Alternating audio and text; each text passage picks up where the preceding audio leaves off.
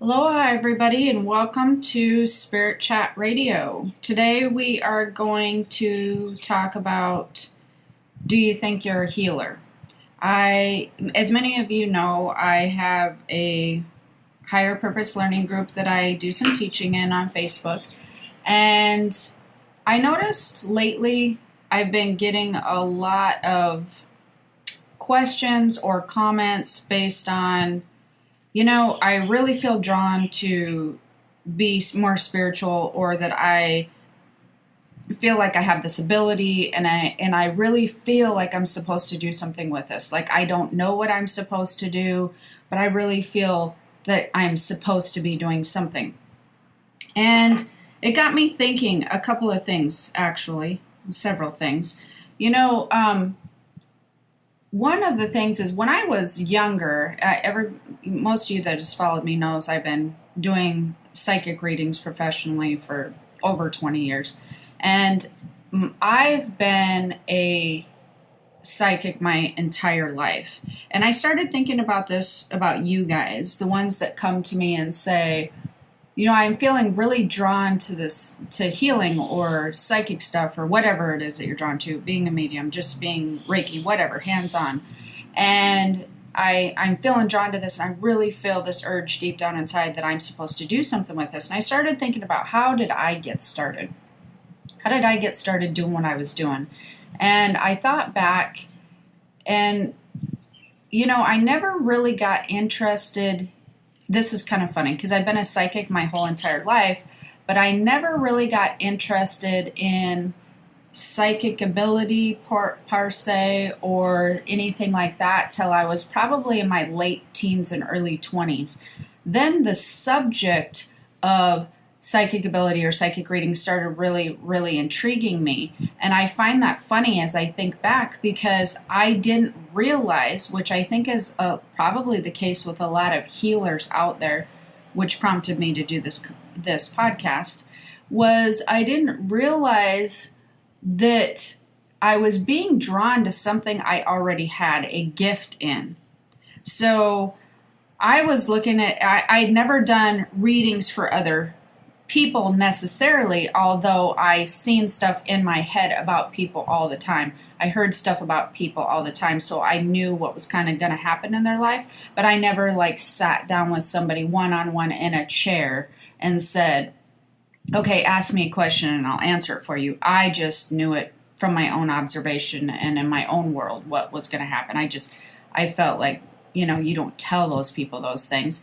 And I started thinking back, and I really didn't know the height of my ability until I started really looking into psychic readings and abilities to, just being more interested in it and reading some stuff on it and finding some mentors, which I highly suggest you get a mentor if you want to become a healer in a professional sense. So I didn't realize the height of my ability at all, because, and I've talked about this before, but it's hard for me to explain sometimes. I've had such a high ability my entire life that I don't know what it's like to not have the ability. So, for instance, when people come to me and they say, well, how do you know this, or how do you do this? I really have to think about what it would be like if I never ever had the ability to, when I meet somebody, I get a whole picture about a sense and pictures and all kinds of things about who they are, what type of intentions that they have, what type of day they're having, how they're feeling at that moment. I get a whole history on them. It's just an automatic download. It's like an instantaneous download, kind of like if you watched a movie and you know every single thing that happened in the movie. It's kind of like an instantaneous download of, you got the full flood of the movie in 2 seconds, the full thing of the movie. So this is really interesting to me, because since I had this ability my entire life, I didn't know that I was different from other people until I really started looking into it. I mean, I knew I was different in middle school and stuff when people would ask how you know things, and I was like, I just know. But the height of my ability versus other people I didn't know until I started looking into it more, and then had that urge or that feeling to read other people, like you guys were talking to me about. And so the reason I think that this is important is because I started thinking to myself a couple different things. One is, if you're getting the urge to be a healer in some sense, if you're interested in the subject and you're interested in Reiki or being more psychic or being mediumship work or any of that stuff, if these are the things that you're interested in and like you feel that deep down passion for it in your chest, you're like, I'm really driven, like, to learn everything I can on this. Number one, the chances of you having the ability already is like 99 to 100. I mean, it's like extremely high that you already have some sort of ability in whatever it is that you're thinking about. The next thing I started thinking about was, you probably don't know the extent that you have of what your abilities are if you're anything like me, and you already have the ability and you've potentially had it your entire life or had it for a very good portion of your life, and you just learn to live with that ability in the way that suits your life, whether you utilize it or don't utilize it, it's just something that you have. You can easily block things and ignore them, but that doesn't mean the ability is not there. But you can also have the ability and not realize that you have it higher than other people. So I started thinking a lot of you guys who are drawn to being a healer might have a higher ability than you realize. You just don't know what it's like not to have the ability, like me. I have to think really hard and pretend like I don't have the ability and try to pretend like I have to, get to know somebody, or I have to pretend like I just am reading people by their dress or something, because it's so strange, you guys. It's so different for me in that regard. I just don't know what that's like. So it's strange for me to think about it.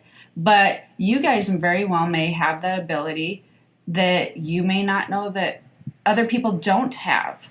So there's a couple of things that I think that would be helpful if you think that you're a healer and you're interested in getting into doing more healing work. One is, like I said, usually if you're interested in this at all, most likely chances are you have the ability already or an ability to be a healer of some kind. There's something that is if it's driving you from that chest center, from that, right down the middle of your chest, there's something that is probably your ability that's just driving you to get it out in the world. That's the first thing. The second thing is understanding that if you have this feeling and you're being very drawn to be a healer, everybody's skills are different. And this is something that I'm going to be teaching in that class. I know you guys have heard me talk about, and don't forget to go check it out if you're interested. It's keystothespiritworld.com. You can click on classes. And I'm doing an intuition and psychic ability class, but I probably should have called it a healer class. But that being said, we're going to go through this with all the students in the class, but it's very important, even if you're not taking the class, if you're just listening, you want to try to discover what abilities you actually do have. So nobody's going to have the same abilities. Everybody's going to have different abilities and unique to that person, and they're all going to be to different degrees. So, for instance, if you're clairvoyant or clairaudient or like psychic, if you're going to be clairvoyant, clairaudient, clairsentient, whatever it is, your skills are going to be different and they're going to be to different degrees. You may be, 70% clairvoyant and 10% clairaudient, and, you may have 20% mediumship skills. There's a lot of different things that you could be. So you want to discover what your strong suit is. If I can give you guys any advice, you don't want to just decide you want to do everything professionally. So if you want to do everything for fun, discover every ability that you can think of, and then test different things, test doing readings, test doing, Reiki, test doing hands-on healing, test doing mediumship and all of that kind of stuff. Definitely, that's a good way to discover your abilities. Test them. You're going to feel different when you do some than you do others. You're going to be more drawn to certain things than you are going to be to others. And you can test those, but I would highly suggest not doing everything if you decide that you want to move forward and try to do it in a professional manner. Because, first of all, it's kind of the thing where healing's no different. You want to hone your skill in, and there's so many varieties of healing type abilities that you want to be really, really good at, 2 or 3 things and not be mediocre at like 50 things. So figure out what is hitting home to you and your heart center the most, what you're most drawn to. That would be my suggestion. And move towards that ability and start unpeeling the onion and trying to figure out what is the height of your skill and what can you utilize that for. And then you want to learn and develop that sort of thing. So you want to discover what type of ability that you actually have. And then you could, this is what I ended up doing, but if you feel like you have an ability to do hands-on work, or if you feel like you have the ability to do mediumship skill or mediumship stuff, you might want to talk to other people who are kind of like you, or even people who are not like you, and say, like, for instance, with healing work, before I forget too, you can develop, when I say that I want you to pick 2 or 3 things to be really good at instead of 50 mediocre things, you can develop those 2 or 3 things to a really high skill, or to where you're really polished. And then you can add another thing. And then you can add another thing. So you can get to where you have an array of things that you're really good at, but start with just a couple to be really good at. So, for instance, like I was going to say, if you're a healer, things that you're going to notice is your hands will heat up. Like the palm of your hands, they'll get hot and they'll get tingly. Then you'll learn things like, that you can actually direct energy in an energy stream and energy flow to the palm of your hands. You'll learn how to do something like that. And then you'll learn that you can actually get the palms of your hands to heat up pretty hot by doing that. You'll learn that certain objects will make your hands tingle. So that's like, for instance, so you may go ahead and ask people who maybe you think have the ability and people who you don't have the ability, say, if you ever touch rocks, do your hands feel this way? Or if you think about your palms, can you get them to tingle? Or you may want to ask people and sort of gauge what your ability is. And so that can be an interesting, fun game to kind of figure out too, how heightened your ability already is. I do notice, FYI, which I don't know if this matters to anybody, I'm just going to throw that out there. I do notice that a lot of people who think that they have one ability actually have another ability. And I notice that people try to, a lot of times, hone in a skill that they feel safe with when they actually have a different skill that they could really develop to a high level. So that's okay if you want to develop a skill that you feel safe with, but really do be aware that you may have a different skill. And even if you start developing one skill and then you find out that, I developed this, but I'm feeling more drawn to this, test it out, develop some different things. So the other thing is, with healers and with people who feel this passion to become a healer and do it professionally or whatever that they think that they want to do, they ask a lot about, or they say a lot about, like, I really want to do this on a professional level. And here's something else that I notice. People don't think outside the box enough. So, for instance, they all think that if they want to be like they think spiritual healer would be what I would say. So if they're feeling drawn to heal people, they think, or like, help people in a spiritual aspect, everybody thinks that it needs to be, psychic readings or psychic guidance, mediumship work, or helping loved ones that have passed over, Reiki, hands-on stuff. You guys forget that there's so many other jobs that when you come to me and say, I feel like I need to do this, but I don't know how to do it, they're almost always thinking that direction. What they don't realize is there's so many other legit healing jobs in the world right now that use Reiki hands-on stuff, that you have to use your intuition and psychic ability to help people. So, and those jobs and those things are very, very much needed in the world. So like a lot of healers become nurses, doctors, acupuncturists. They get into naturopath stuff. They get into herbs. They get into all of those types of things, masseuses, massage people, reflexology. All of these things really require an ability for you to tap into your intuition and tap into your healing abilities. And they are just as important, and they use some of the same skills, even like grief counseling, where loved ones have passed over. They use some of the exact same skills that we use in the spiritual sense. They're just actually have a different mainstream label slapped on them. The other difference between thinking outside the box, if you're feeling drawn to be a healer, is if you do go more of a mainstream route, I do have to tell you, the route is quite a bit easier than going the spiritual route. So there are pros and cons to it. Pros is those paths are already formed for you. Pros is they're very acceptable in society.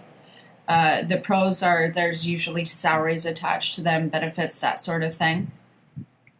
The cons are people, I think a lot of times when they feel the urge to be a healer, they want that very mystical, magical thing that comes with being called a spiritual healer. You can still be a nurse or an acupuncturist and call yourself a spiritual nurse, a spiritual acupuncturist. It's not just because of your job that you're doing. It's how you label yourself and how you present yourself to other people. There are lots of people that are in the medical field that don't tell people that they have other gifts of healing, but there are some that do. There are some that call themselves, spiritual nurses or whatever, and that's a really cool thing. So you want to think outside the box when it comes to what you're driven to do as far as a healing aspect. But those types of positions are a lot more acceptable and solid, and they take just as much of the healing ability as going the more what you would call spiritual healer type route. The other thing, if you do take the route of becoming a psychic, a medium, I guess I would say more psychic, medium, channeler, that type of thing, because Reiki is kind of more acceptable with the massage and all that sort of thing. If you do take that route, you have a whole nother ball of stuff to deal with, which is one, skepticism, which can, a lot of people say not bother them, but especially if you're on a beginning journey to become a healer, this can have an impact. So you're going to deal with a lot of skeptics. You're going to deal with a lot of non-believers. You're going to deal with a lot of people who just get freaked out when they talk to you, or mad that maybe they have maybe your background is, you have religious beliefs that don't go against it, or that go against that. So when you have this thing that I call, you have to come out of the closet. A friend of mine just did a thing, which you guys might have seen, called Healers in Hiding. People, you have to come out of the closet, and you have to start telling people if you really do think that you're going to do this on a professional level. Now, I would suggest before you do that that you hone your skill in, find a mentor, do a lot of practice, and really, people don't realize the amount of hours that you should commit to. If you want to become a healer, you need to commit a lot of hours. And I cannot stress this enough, highly suggest that you find a mentor. It is really, really important. There's not a lot of them out there anymore. That's one of the reasons I'm driven to do these classes, is because I had 2 mentors that were fantastic. You really have to find a mentor, because you need to be taught just like any other thing. If you're going to do any type of healing work professionally, you need to be taught the code of ethics on how to do certain things, what to do, what not to do. You need to be taught just when you're having issues. You need to be taught protection. You need to be taught so many things. I've seen a lot of readers. Oh God, I've met thousands and thousands of readers over the years, and many of them not trained. And when they're not trained, believe me, it makes a big difference. It sounds funny, but it really, really does. If they don't have a mentor, it'd be like somebody trying to be a nurse without a nursing degree. It's ridiculously helpful, and it's very important. And you know what? It's super important for you to do the best you can do for your clients. So if you're thinking of doing this professionally, you seriously need to have a mentor. You need to have a lot of training. And by training, I don't mean hours, I mean years. I'm talking, I would say, at least 2 years of training. You need to be working. And what I did when I became a professional, which you guys should also do, I read with my mentor for almost 2 years. You read with somebody. You make sure that your reading skills are fluid and that you're not missing stuff, and you gain your confidence from working with a mentor. You do that before you go out on your own and take the responsibility into your own hands of telling people something that they may or may not be willing to accept. And the reason for that too is I also read a lot of people that when I read them, they have maybe been read by somebody else. And like, for instance, I just had a reading not very long ago where they had come to me, and this specific person had been told something by someone else that was not accurate, and they held this information with them for 2 years, lowered their vibration. They were very upset. It started affecting them on a physical level. That's why you don't want to do that. You want to be a very responsible healer. I cannot stress how important it is to be a responsible healer and be mentored and train yourself before you go out and tell people. When you're a healer and you do it professionally, people put a lot of they put a lot of weight, they put a lot of trust into you. So it's super important that you make sure you do their best. They trust what you say, and I mean, it's hard to break that trust. And just because most people say that they're professional psychic healer, whatever, I can't believe how many people just trust them. They don't even know them. They don't get references from them. They don't know someone who's seen them, and they just trust them so much. And then they come to me, and I'm like, where'd you even get this information? This was not good information. It's your responsibility to make sure you do the best you can do for your client. So anyways, so then there's the coming out part. There's telling friends and family. And if you haven't done it as a professional, even me, I was a psychic my entire life. Everybody knew I was different in my family. But when I came out to be a psychic, they were like, whoa, what are you talking about? And then they became very skeptical and different things of that nature. Now they're accepted. But I mean, even some of my family members, which is hilarious to me, they just don't know what to do with it, or even they don't even think of me like a psychic. It's funny. So the other thing that I want to talk about is, besides coming out with the skepticism and people judging you and the stigma that still is attached to it. Yes, today it still is, guys. It's, if you're going to turn it into a business where you're actually doing spiritual healing work, it's not easy. I mean, I have many people that I have known, again, hundreds of colleagues, and I literally can count on one hand, and it's less than the 5 fingers on one hand, who actually make a living doing any of these things. So it is, and I mean, I know hundreds. The amount of people, and I've been doing this for 20 years, and I'm talking about all the 20 years. The amount of people that I know that actually made a living doing this is under 5. So don't let that scare you away if you're driven to do it. However, but do understand that I do notice that a lot of people in the metaphysical world who want to become a spiritual type healer, they forget about the marketing and business aspect of becoming a spiritual healer.